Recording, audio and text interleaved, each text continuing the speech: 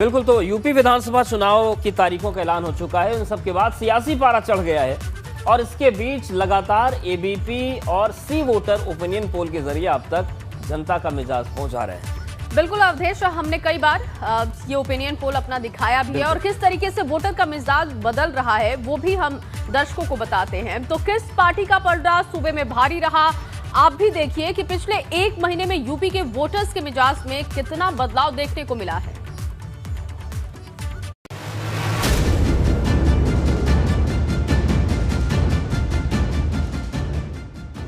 ABP और सी voter आपके सामने हर महीने का ओपिनियन पोल पेश कर रहा, जिसका मकसद आपको आज के सियासी हालात और लोगों के सबसे ताजा मूड से रूबरू कराना है।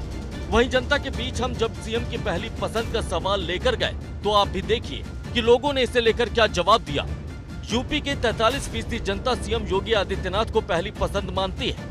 अखिलेश यादव को 34%, मायावती को 14%, प्रियंका गांधी को 4%, जयंत चौधरी को 2% और किसी अन्य चेहरे को 3% लोग सीएम के लिए अपनी पहली पसंद बता रहे हैं। अब आपको ये भी बताते हैं कि इन आंकड़ों में पिछले एक महीने में कितना बदलाव हुआ है। दिसंबर में योगी आदित्यनाथ 41% लोगों की पसंद थे, जबकि जनवरी में वो 43% लोगों की पसंद है। अखिलेश यादव दिसंबर में 34% लोगों की पसंद थे, जबकि जनवरी में वो 34% लोगों की पसंद है।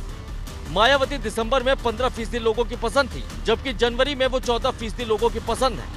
प्रियंका गांधी दिसंबर में 4% लोगों की पसंद थी, वहीं जनवरी में भी वो 4% लोगों की पसंद है। जयंत चौधरी दिसंबर में 1% लोगों की पसंद थे, जबकि जनवरी में वो 2% लोगों की पसंद है। जबकि दिसंबर में अन्य किसी चेहरे पर 5% लोग भरोसा जता रहे थे, जबकि जनवरी में यह आंकड़ा घटकर 3% हो गया है।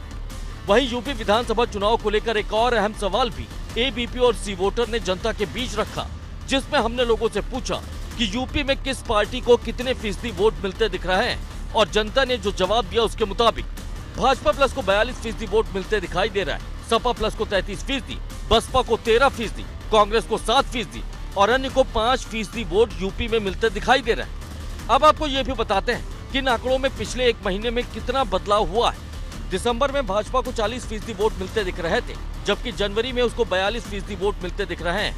दिसंबर में सपा को 34% वोट मिलते दिख रहे थे, जबकि जनवरी में 33% वोट मिलते दिख रहे हैं। बसपा को दिसंबर में 13% वोट मिलते दिख रहे थे और जनवरी में भी आंकड़ा 13% का ही है। कांग्रेस को भी दिसंबर में 7% वोट मिलते दिख रहे थे और जनवरी में भी आंकड़ा 7% ही है।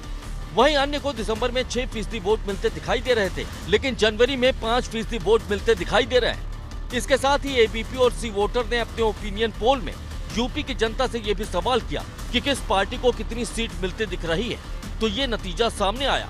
भाजपा प्लस को 223 से 235 सीटें, सपा प्लस को 145 से 157 सीटें, बसपा को 8 से 16, कांग्रेस को 3 से 7 और अन्य को 4 से 8 सीटें मिलती दिखाई दे रही।